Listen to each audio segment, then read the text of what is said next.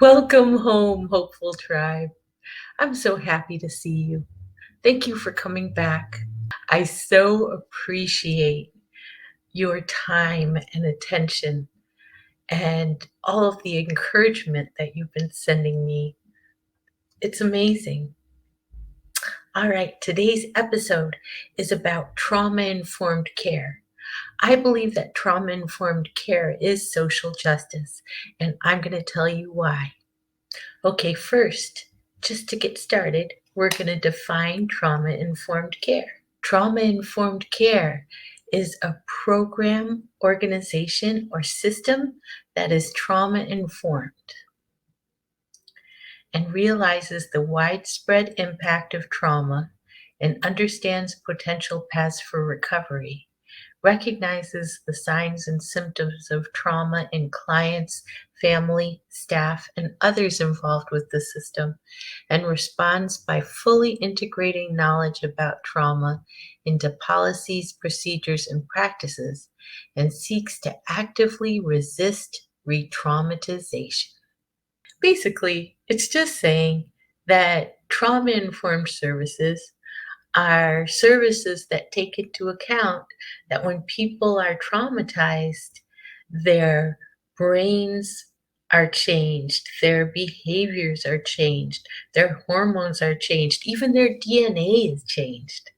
And so they need services that take that into account if they're going to have any kind of chance of getting the help they need, whether it's healthcare or education or mental health services. They need a special kind of care, which actually was created in the 90s and then formally defined in the early 2000s. And so that's why I've dedicated an entire episode to trauma-informed care. That is why, because I'm losing my patience. It's been about 20 years since the larger society has made a push for all services and schools to become trauma-informed, and yet they're still not. At least the majority of them are not. So I want you to know what it is so that you can insist on it. All right? Okay. Before we move on, let's also define social justice. Social justice. Justice in terms of the distribution of wealth, opportunities, and privileges within a society. If you want a place to call home, where you can get comfort, coping skills, and community whenever you need it, please like, share, and subscribe. Please share with as many people as you can think of who would enjoy this content. Thank you.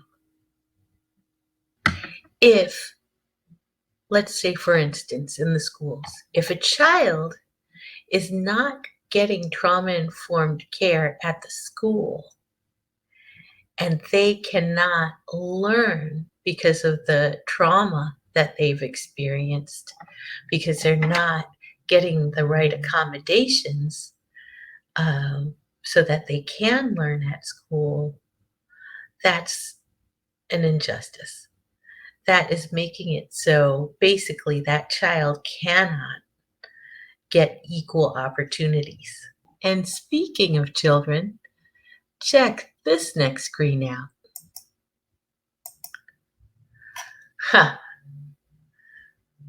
In 2015, some children in Compton decided that they were going to sue their school district, along with a few very cool teachers, I'm sure.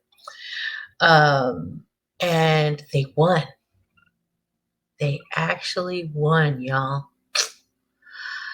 It was so beautiful. It was a landmark case. It was the first time that trauma was seen as something that needed to be accommodated in schools. And now, remember what I said about the history of trauma-informed care. It was already 20 years old when this case came before the judge, and the children and the teachers were still being denied accommodation. And I've highlighted this part of the case because I think it's important also to the case that trauma-informed care is social justice. Because students from racial/ethnic minority and low socioeconomic backgrounds may disproportionately experience some potentially traumatic events, provision of trauma-informed care in schools may minimize disparities in academic, behavioral, and psychosocial outcomes related to the experience of trauma. When framed this way, the use of trauma-informed approach becomes more than an issue of mental health service delivery. It becomes an issue of social justice. Yes, so thank goodness for the children, right? And if you didn't notice this earlier, this is from the National Association of School Psychologists, okay? That's not just some fringe group. From the public council, the story of these children in Compton and their teachers going up against the Compton Unified School District and asking that they get justice.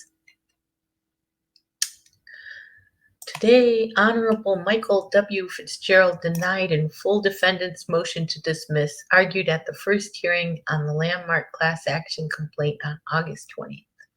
In a 41-page ruling, the court recognized for the first time that complex trauma can constitute a disability that public schools have an obligation to address through the ADA. What do you think of that? The babies. They're why I'm optimistic. Isn't that amazing? It took some babies to get at least the state of California a little nervous about not providing trauma-informed services. I don't know how much further it's spread, but at least here, I feel like the school districts are kind of nervous because they could get sued too. All right, how do we know that trauma-informed care is so important? Long ago, in 1995, okay, I laugh because that's not that long ago to me, but probably that's before a lot of you were born. So in 1995, Kaiser and the CDC did this study called the Adverse Childhood Experiences Study. It's actually still going on, but that was when the original study happened. And what they did was from 95 to 97, they collected a lot of data about people who took this survey. And the survey, I'll link to the survey and all the stuff I'm showing you today in the description box, okay? But basically, this is what the survey looks like. There's 10 questions, and the more times you say yes to the questions about different kinds of traumatic events in your life, the more likely you are to be impacted by the trauma. Makes sense, right? So the greater the dosage, the more likely the damage. And what they found out was that the number of ACEs was strongly associated with adulthood high-risk health behaviors, such as from obesity to high blood pressure, type 2 diabetes, stroke, all kinds of stuff, all the way up to premature death. And so that is why it's so important, this trauma-informed care, because without it, we are much more likely to die prematurely. Stuff in between is the stuff that we want to try to prevent. So, let me show you the 6 key principles for trauma-informed care. This is from SAMHSA. Remember, we saw them over in the definition. It's the Substance Abuse and Mental Health Services Administration. They are amazing. I'll put this link in the description box too. There's so much cool stuff you can find there, and it's free. Okay, but back to the 6 key principles fundamental to a trauma-informed approach. Number 1, safety. Safety is number 1. Throughout the organization, staff and the people they serve, whether children or adults, feel physically and psychologically safe. The physical setting is safe and interpersonal interactions promote a sense of safety. Understanding safety as defined by those served is a high priority. Because you know what happens if you let the people who are in charge decide what's safe.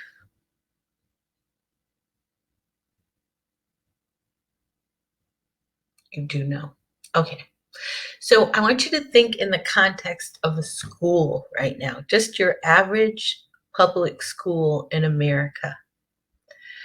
Do you think these are safe places?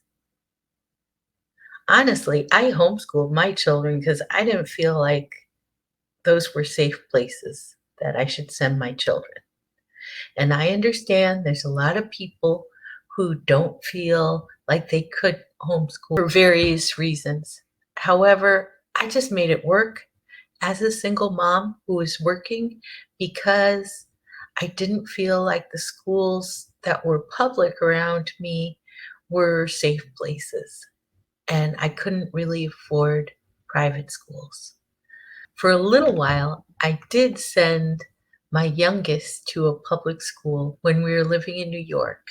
Everybody told me that this little community school was cool, that he'd be fine there. Oh my gosh. So he was physically safe there, thank goodness. But psychologically, he was bullied, bullied and bullied and bullied. And I had to pull him out and, with the help of a lot of other parents, start a new private school because I just couldn't keep him there. It wasn't safe. All right. Number 2, trustworthiness and transparency.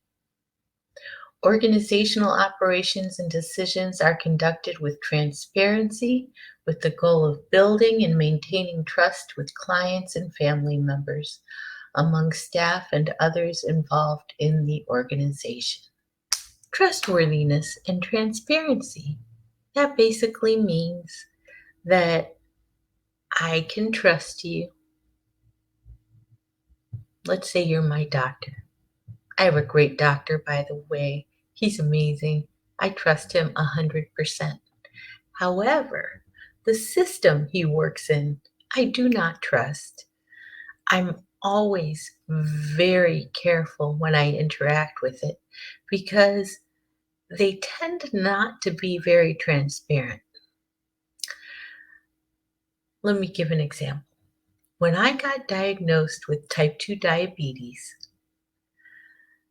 they sent me to a nutritionist who told me to eat basically like a normal, healthy adult.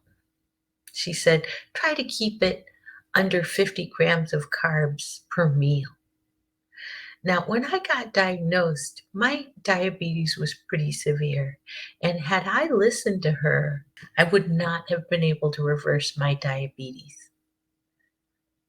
Thank goodness for YouTube, because I was able to figure out how to switch my diet to the keto diet and reverse my type 2 diabetes.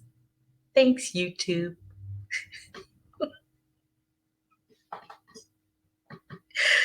Oh, so silly. Peer support and mutual help are key vehicles for establishing safety and hope, building trust, enhancing collaboration, and utilizing their stories and lived experience to promote recovery and healing. The term peers refers to individuals with lived experiences of trauma, or in the case of children, this may be family members of children who have experienced traumatic events and are key caregivers in their recovery. Peers have also been referred to as trauma survivors. So, we know from experience that peer support is essential to recovery from trauma, and so trauma-informed care involves some sort of peer support. It's not asking for much, and there's a whole lot of peers out there when we're talking about trauma. ACEs study I showed you earlier, during the first round of data collection, 67% of the people surveyed had at least one ACE. Collaboration and mutuality. Importance is placed on partnering and the leveling of power differences between staff and clients, and among organizational staff, from clerical and housekeeping personnel to professional staff to administrators, demonstrating that healing happens in relationships and in the meaningful sharing of power and decision making. The organization recognizes that everyone has a role to play in a trauma-informed approach. As one expert stated, one does not have to be a therapist to be therapeutic.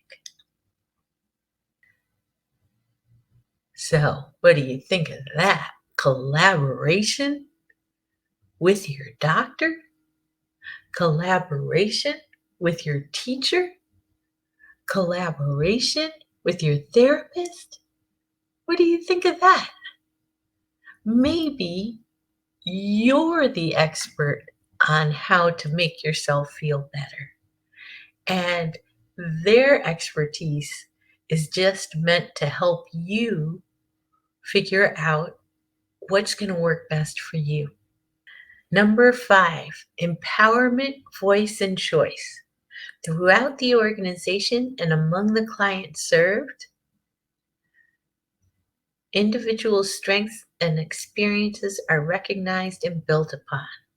The organization fosters a belief in the primacy of the people served, in resilience, and in the ability of individuals, organizations, and communities to heal and promote recovery from trauma. The organization understands that the experience of trauma may be a unifying aspect in the lives of those who run the organization, who provide the services, and or who come to the organization for assistance and support. As such, operations, workforce development, and services are organized to foster empowerment for staff and clients alike. Organizations understand the importance of power differentials and ways in which clients historically have been diminished in voice and choice. Let me do that one more time.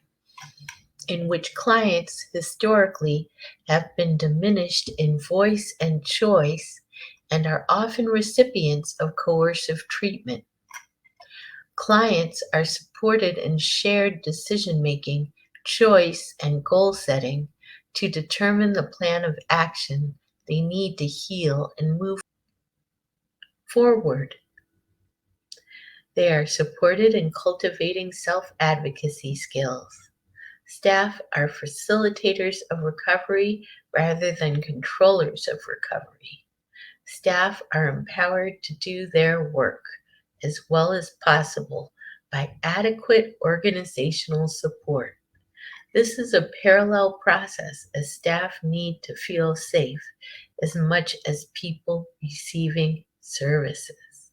I've spent a lot of time in my life working in different service agencies where the people we served were often treated better than the staff members by the organization. And that was really hard to watch and experience.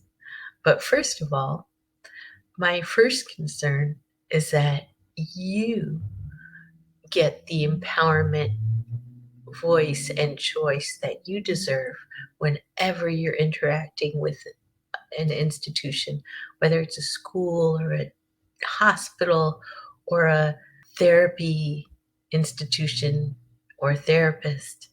I just want you to feel empowered and like you have a voice and a choice at all times.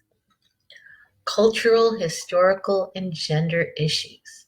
The organization actively moves past cultural stereotypes and biases, e.g., based on race, ethnicity, sexual orientation, age, religion, gender identity, geography, etc. Offers access to gender responsive services, leverages the healing value of traditional cultural connections, incorporates policies, protocols, and processes that are responsive to the racial, ethnic, and cultural needs of individuals served, and recognizes and addresses historical trauma. What do you think of that, Hopeful Tribe? That might be my favorite, number 6. I think that it's amazing. One of the most important aspects of trauma-informed care, that institutions are responsive to the racial, ethnic, and cultural needs of individuals and communities served. Wow. Pretty important stuff, right? Now you understand why trauma-informed care is social justice, and we must insist on it. If you want a place to call home, where you can get comfort, coping skills, and community whenever you need it, please like, share, and subscribe. Please share with as many people as you can think of who would enjoy this content. Thank you. Now it's your turn, Hopeful Tribe. Where are you going to insist on trauma-informed care? Or where are you receiving trauma-informed care? I'd love to hear that too.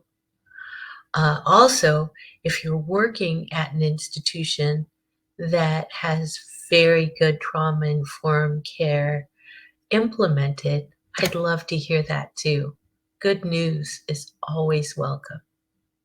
Welcome home, you are home. Come on in, tell me where you've been. I've been waiting for you, hoping that while we're apart, you felt loved and hopeful every moment in your heart.